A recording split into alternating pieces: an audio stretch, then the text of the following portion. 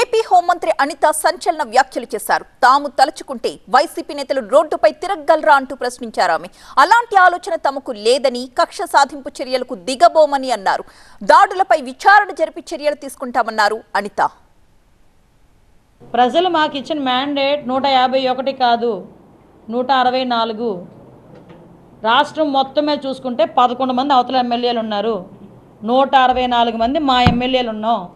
నిజంగా మేము దాడే చేయాలి, మేము కక్షే సాధించాలి, లేదు అవతల వాడు అంతే చూడాలి అనుకుంటే ఈ రోజుకి మిగతా 164 నియోజకవర్గాల్లో ఉన్న వైఎస్ఆర్సీపీ నాయకుడు ఎవడైనా రోడ్డు మీద తిరగగలడా? చెప్పండి ఒకసారి.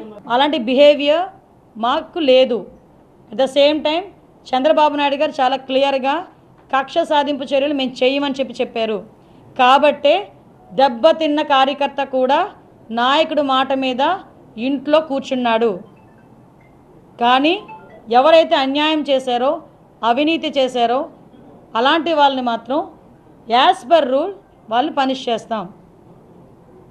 ఓకే, మీరు ఇందాకన్నా దాడులు జరుగుతున్నాయని.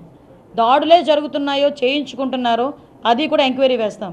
నిజంగానే దాడి జరిగింది అనుకోండి, డెఫినెట్గా వాళ్ళ మీద చర్యలు తీసుకుంటాం. మా పార్టీ వాళ్ళనే చర్యలు తీసుకుంటాం. ఏపీ పోలీసులకు హోంమంత్రి అనిత కొన్ని సూచనలు కూడా చేశారు.